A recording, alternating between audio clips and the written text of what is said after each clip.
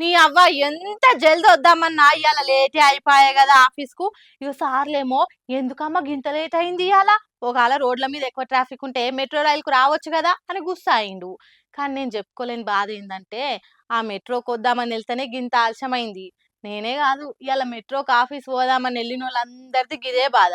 ఎందుకంటే ఏందో ఏమో గోస సల్లగుండా ఊకేనన్నా మెట్రోకి టికెట్ కొన్నాం, సప్పుడు చేయక బస్కో ఆటోకో వెళ్ళినా అయిపోవు. ఈ మెట్రోని నమ్ముకున్నందుకు ఇవాళ ఆఫీస్ల సార్లతోని తిట్ల పడవలసి వచ్చింది. ఇగో ఇవాళ మెట్రో వల్ల వచ్చిన తిప్పలకి పబ్లిక్ అంతా ఇదే మాట్లాడుకోవట్టిర్రు. రోడ్ల మీద కంటే మెట్రో ఎక్కితే జల్ది పోతాం అనుకున్న వాళ్ళకు ఇవాళ మెట్రో రైలు చేయంగా ఇంకెక్కువ ఆలస్యమైంది.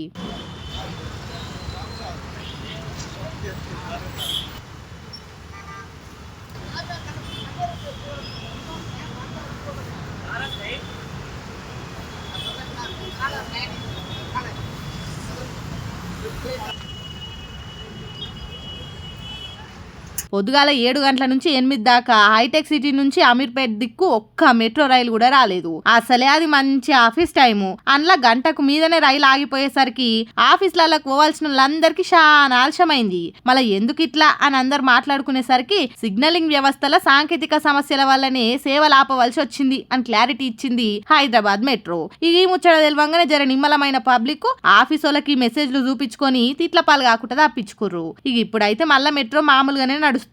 ఏమున్నా పొద్దుగాల జర్ర గంట లేట్ అయినందుకే గాబర గాబర గాయి గాయి చేసిర్రు జనాలంతా. ఇప్పుడు ఈ ముచ్చట తెలిసిన వాళ్ళంతా చూసిర్రా మెట్రోకి పోతే జల్దీ పోతామని మురిసిర్రు కదా, అయిందా బాగా అయిందా అని ఎడ్డిస్తుర్రు. బస్సులల్లా ఆఫీసులకు ముందే చేరుకున్నోళ్ళు ఏందో ఏమో గంట లేట్ అయినందుకే గింత ఆగమైన పబ్లిక్ ఒకవేళ ఇలా పొద్దంతా మెట్రో బంద్ అయినుంటే ఏమైతుండేనో అని మాట్లాడుకుంటుర్రు నిత్య బస్సులల్లా ఆటోలల్లా తిరిగే జనాలు.